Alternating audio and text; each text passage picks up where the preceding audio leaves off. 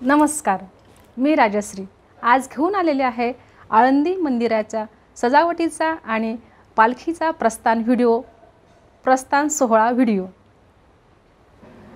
संत श्रेष्ठ श्री ज्ञानेश्वर महाराजांचा पालखी सोहळा आज पंढरपूरकडे प्रस्थान करणार आहे। दुपारी 1:30च्या सुमारास मानाच्या 47 दिंड्या संत ज्ञानेश्वर मंदिराच्या आवारात दाखल झाल्या आणि प्रस्थान सोहळ्याला खऱ्या अर्थाने सुरुवात झाली। हरिनामाच्या गजरामध्ये दुपारी 4 वाजेपर्यंत या पालखी सोहळ्याचा कार्यक्रम सुरू झाला।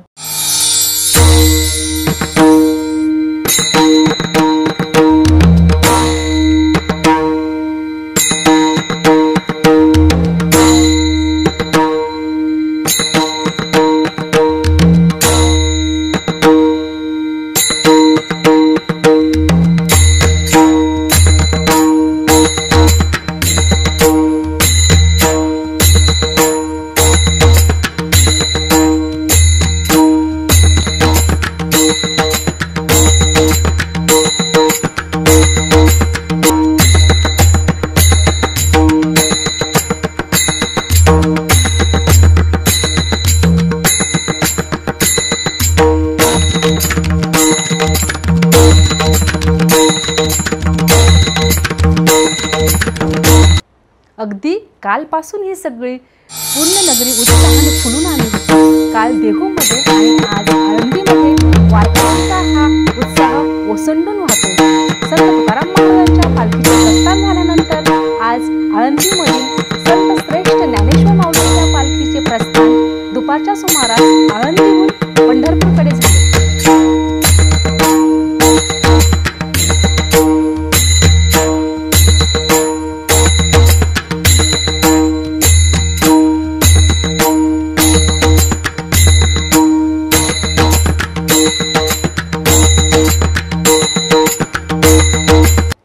आपण पाहत आहोत की संत ज्ञानेश्वर महाराज देवस्थानाकडून या ठिकाणी आकर्षक अशी फुलांची सजावट करण्यात आलेली आहे। अनेक भाविक वारकरी आज आळंदी नगरीत दाखल झालेले आहेत। विठुरायाची आस आणि कास असलेले हे लाखो वारकरी आनंदाने आळंदी नगरीत दाखल झाल्यामुळे आळंदी नगरी आज आनंद नगरी झालेली आहे, एकदम फुलून आलेली आहे। मुख्य पालखी प्रदक्षिणा सोहळा कार्यक्रम या ठिकाणी सुरू होणार आहे। या मानाच्या दिंड्या आहेत त्या प्रथम मंदिरात प्रवेश करतील, त्या मंदिर प्रदक्षिणा करून या ठिकाणापासून पंढरपूर नगरीस प्रस्थान करतील। सकाळपासूनच या ठिकाणी भाविकांची मांदियाळी पाहायला मिळत आहे। सकाळी 4:30 वाजल्यापासून या ठिकाणी वारकऱ्यांची वर्दळ सुरू आहे। आषाढी एकादशी म्हणजे पंढरपूरची वारी ही वारकऱ्यांसाठी खऱ्या अर्थाने सर्वात मोठा उत्सव। यासाठी राज्यातील कानाकोपऱ्यातील लाखो वारकरी भाविक या ठिकाणी दाखल झालेले आपणास पाहावयास मिळत आहे। आता आपण पाहू शकतो ते ज्ञानेश्वर मंदिराचे मुख्य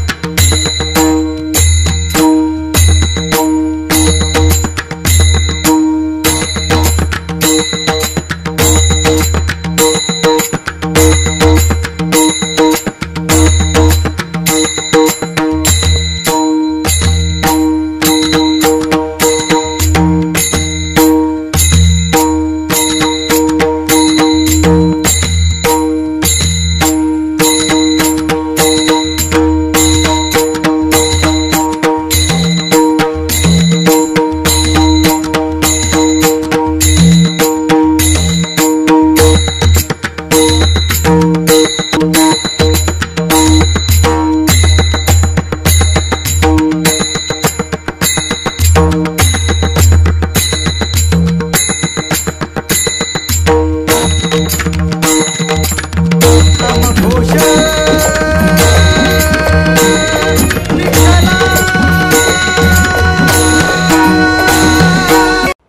तसेच मुख्य मंदिरातील गाभाऱ्यात भाविक दर्शन घेत आहेत. त्यांच्या चेहऱ्यावर किती आनंद आहे, किती समाधान आहे आपण बघू शकता.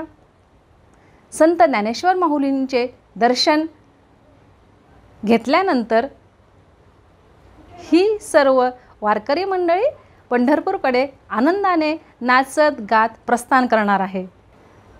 ऊन वारा पाऊस थंडी याची तमा न बाळगता लाखो भाविक एकत्रितपणे पंढरपूरसाठी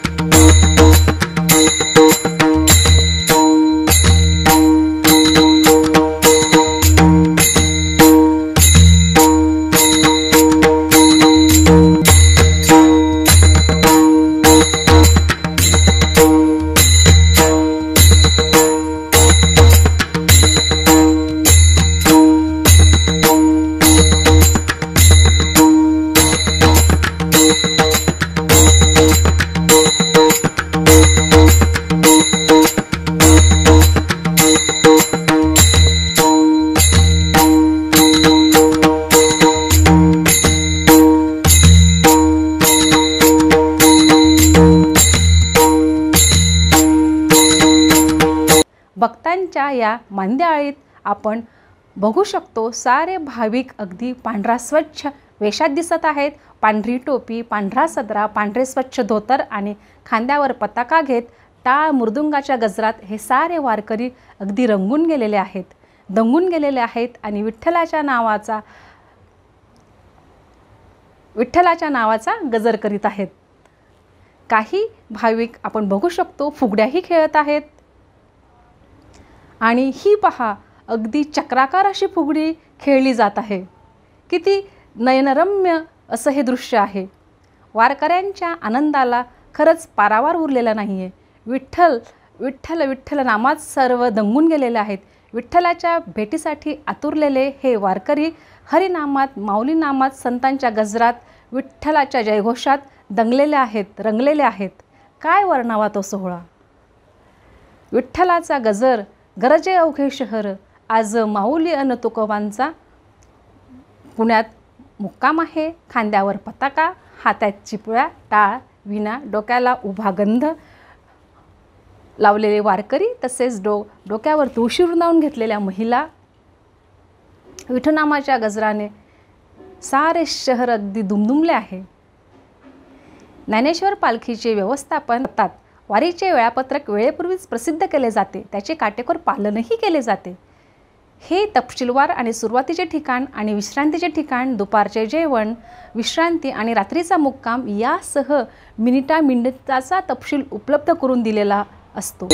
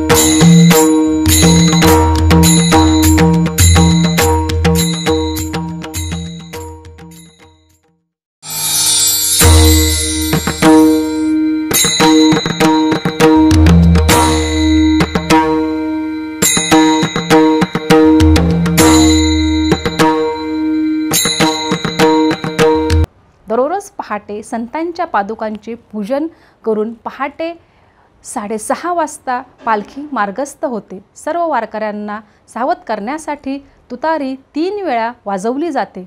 पहिल्या सिग्नलवर सर्व वारकरी निघायला तयार होतात. दुसऱ्या सिग्नलवर दिंड्या रांगेत उभ्या राहतात आणि तिसऱ्या सिग्नलवर चालायला सुरुवात करतात आणि 4 ते 5 किलोमीटर अंतर चालत गेल्यानंतर झटपट विश्रांती घेतात नाश्त्यासाठी आणि अशा प्रकारे दिनचर्या सुरू असते. असा हा आजचा माझा व्हिडिओ आपणास कसा वाटला ते या व्हिडिओच्या कमेंट बॉक्समध्ये कमेंट्स करून नक्की कळवा. आपण माझ्या चॅनलला नवीन असाल तर सबस्क्राईब करा आणि बेल आयकन नक्की दाबा म्हणजे वारीचे सर्व व्हिडिओ आपणास बघायला मिळतील. धन्यवाद.